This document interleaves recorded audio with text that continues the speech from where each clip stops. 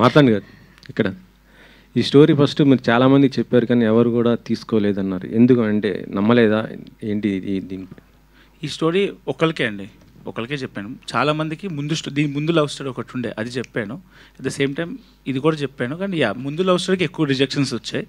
ఈ లవ్ స్టోరీకి ఒక్కరి మటుకు వెబ్ సిరీస్ చేద్దామన్నారు, అది అస్సలు చేయదని చెప్పేసిండే. పేరు చెప్పండిగా.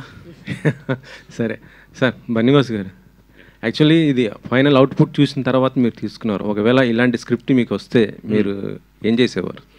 లేదండి, జడ్జ్ చేయడం చాలా కష్టం ఇది. బికాజ్ ఇది టోటల్ డైలాగ్ ఓరియంటెడ్ స్క్రిప్ట్.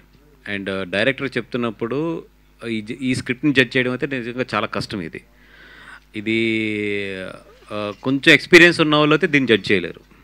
అది ఒక ఫ్రెష్ మైండ్ ఉంటేనే ఇది జడ్జ్ చేయగలం. తప్పితే కొంచెం ఎక్స్పీరియన్స్ ఉండి బాగా పండిన వాళ్ళు అయితే మాత్రం ఈ స్క్రిప్ట్ను అయితే జడ్జ్ చేయలేరు కంపల్సరీ. దీనికి ఒక యంగ్ కావాలి, క్యాలిక్యులేషన్ లేని మైండ్ కావాలి ఇట్లాంటికి. యాక్చువల్లీ అంతా ఇప్పుడు యంగ్ జనరేషన్, ట్విట్టర్, ఫేస్బుక్ ఇలాంటిది ఇప్పుడున్న ఈ కంటెంట్లు మొత్తం కూడా ఇలాంటివి ఉన్నది. ప్రమోషన్ కూడా వాళ్ళే చేసుకున్న పరిస్థితి ఉంది. సో బీవీ వర్క్స్ నెక్స్ట్ ఇలాంటి ప్రాజెక్ట్స్ ఏమైనా చేసే అవకాశం? ఎస్ అండి. ఒకటేంటంటే యంగ్ టీమ్ వచ్చి మనకి బేసిక్ బాగుంది అన్నప్పుడు it's better to leave it to them. చేసి దానికి ఎక్కడన్నా మనకు ఫైనల్ కాపీ వచ్చిన తర్వాత మన గైడెన్స్ ఇవ్వాలి. తప్పితే మన ఫార్ములా సాల్ మీద రుద్దితే మాత్రం ఇట్లాంటి సినిమాలు రావు.